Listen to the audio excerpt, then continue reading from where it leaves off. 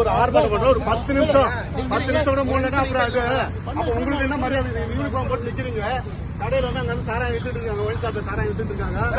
என்ன மரியாதை? நீங்க சொன்னாங்க ஒரு 10 நிமிஷம் போடுங்க, ஆர்ப்பாட்டம் பண்ணுங்க.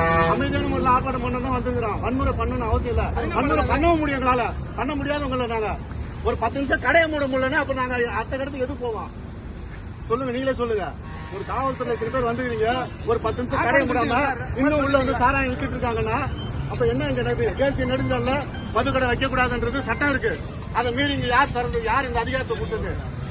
இல்ல மாவட்ட ஆட்சியாளர் கொடுத்தாங்களா? இந்த கடை திறந்து சொன்னாங்களா? ஆர்ப்பாட்டம் மக்கள் வந்து பண்ணுவாங்க, நீ வித்துட்டு இருக்காங்களா? நாங்க எதாவது இந்த கடையை வந்து மூடணுன்றதுக்காக வந்திருக்கிறோம். இல்ல இந்த இடத்த மாற்று இடம் போட்டு பொதுமக்களுக்கு இடையூறு இல்லாம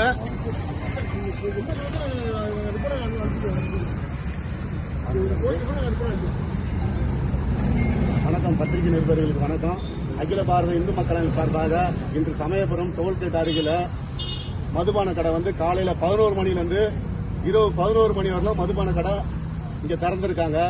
இந்த மதுபான கடையால காலையில விவசாய வேலைக்கு போறாங்க, மதுவை அருந்திட்டு வேலைக்கு போகாம இங்கேயே படுத்துறாங்க. அதனால அந்த குடும்பம் வந்து சீரழியுது. தமிழக அரசு வந்து ஆட்சிக்கு வரதுக்கு முன்னாடி நாங்க வந்து மது கடைகளை ஒழிப்போம் என்று சொன்னார்கள். ஆனா இன்று வரை மது கடை ஒழிக்கவில்லை. ஒழிக்கலனாலும் பரவாயில்ல, கூடுதலா திறக்காம வந்தா பரவாயில்ல. தேசிய நெடுஞ்சாலைல திறக்கக்கூடாதுன்னு சொல்லி உச்சநீதிமன்ற தீர்ப்பு இருக்கு. அதை மீறி நீங்க வந்து சமயபுரத்துல திறந்திருக்காங்க போது ரொம்ப வேதனையா இருக்கு, வெட்டமா இருக்கு.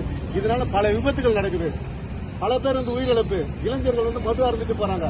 கோயில்கள் அதிகமா உள்ள இடம் திருச்சி மாவட்டத்தில் வந்து சமயபுரத்துல இருந்து மிகப்பெரிய புகழ்பெற்ற மாரியம்மன் கோயில் இருக்கு, சீரடி பாபா கோயில் இருக்கு. இங்க வர்ற பக்தர்களுக்கு வந்து ஒரு பாதுகாப்பற்ற சூழ்நிலை. போற பெண்களை வந்து கேலி கிண்டல் பண்றாங்க. இங்க குடிச்சிட்டு நிக்கிறவங்க மது போதையில என்ன பண்றது தெரியாம கேலி கிண்டல் பண்றாங்க. பெண்களிடம் வந்து தகாத வார்த்தைகளை பேசுறாங்க.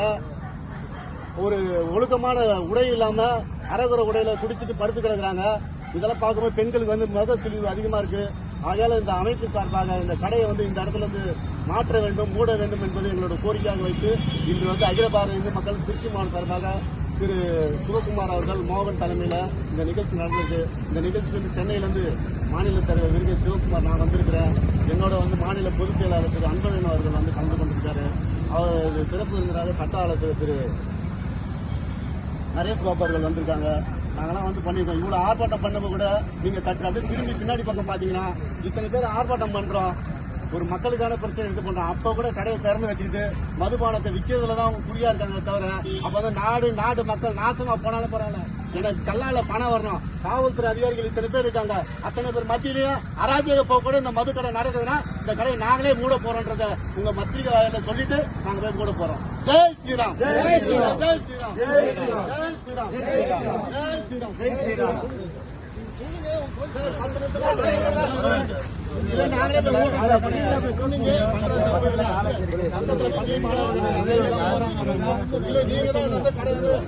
ஊக்கப்படுத்துறீங்களா?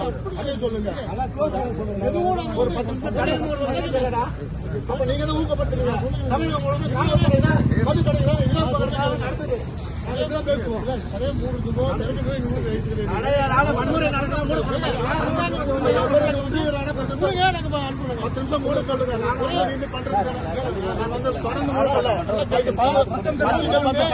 10 மணிக்கு மேலேயும் மது கடைகள் இல்ல சார்.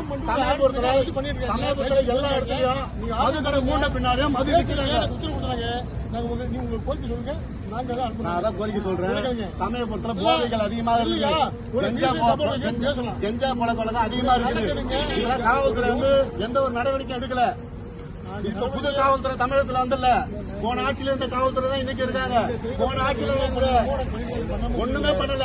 நாங்க வயக்காட்டுல எல்லாம் நைட்டு மழை சரக்கு ஓடுது, சரக்கு பிடிக்கிறாங்க, வேலை வெட்டிக்கு போறது இல்ல. எல்லாம் குடும்பத்தை விட்டுட்டு பெண்கள் தான் வேலைக்கு போறாங்க. பெண்களுக்கு வேலைக்கு போறதுனால வன்கொடுமைகள் நிறைய நடக்குது.